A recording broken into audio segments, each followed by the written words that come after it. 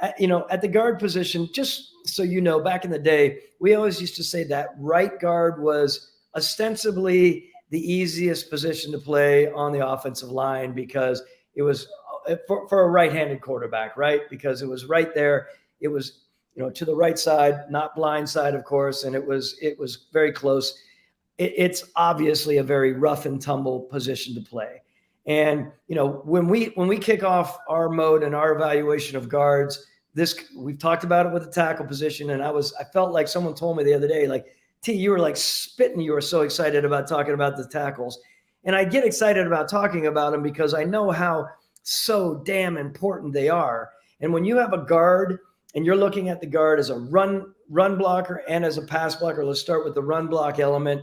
You want someone that has the ability, again, he has to have a very strong, stout base. It doesn't mean that he has to be, 350 pounds. I'm talking a strong, stout base with really good balance and agility back to, being able to turn your butt. We've said turn your butt to the hole. I used that line before, but the ability to get in there, anchor in, use your hands properly and not get tossed around.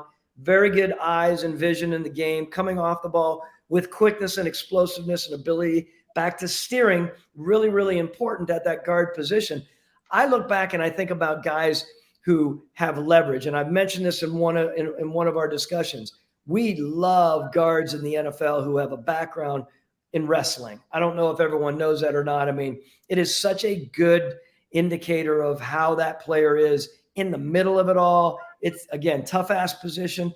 You get D tackles and nose tackles who are some of the toughest people out there coming at you from every which direction. And you have to manage that. You have to see it. You have to be strong enough and stout enough, good enough base, and quick enough to put yourself in the right position to manage that as you are getting into the run blocking and as you are driving your legs. And I just want to bring up Chris Lindstrom only for no other reason, not to toot anyone's horn. He was, to me, if you guys watch a guy like Chris Lindstrom, he is the epitome of, in my mind, what a guard was that we were looking for, right? Quick, explosive, athletic, was able to run a 4.75 or whatever the heck he ran, could run downfield, can play in space, can get out on the perimeter, but can also, get to the second and third level and has the ability to do it with an awareness and a toughness. To me, that's your prototypical guard in the NFL. And I personally am not a fan of the big 350, 375 guys. I would much rather have the 310, 15, 20 pounder, maybe 20, 315, who are athletic and can move.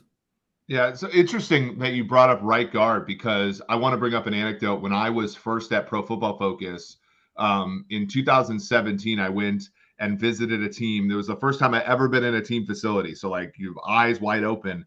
And I'm in the room, and it's like this potpourri of people. It's like they're analytics guys. It's their, some scouts who are, have there was a guy who was the offensive line, one of the offensive line coaches, and he said, left guard is the easiest position to play in the NFL.